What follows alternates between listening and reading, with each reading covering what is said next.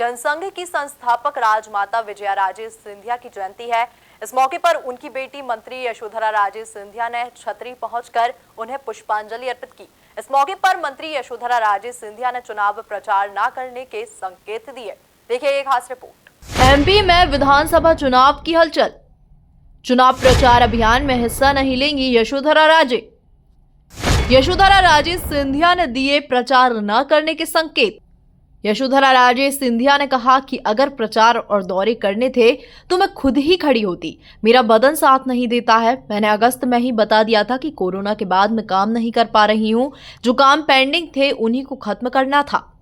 ये एक समय होता है जहाँ उनके सब शुभचिंतक वो उनकी जो प्रेरणा लेते हैं उनसे, ऐसे भी हैं इस लाइफ में जहाँ सिर्फ पॉलिटिक्स से जुड़े नहीं हैं पर राजमाता साहब की जीवन शैली की प्रेरणा लेते हुए अपना काम करते हैं। तो उन सब को मैं आज इस दिन पे बुलाती हूँ।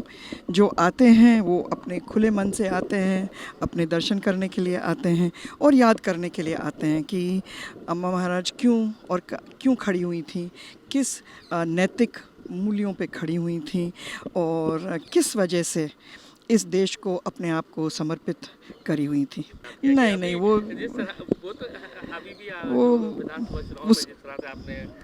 नहीं, मुझे आप शर्मिंदा कर रहे हो ऐसे कहते हुए।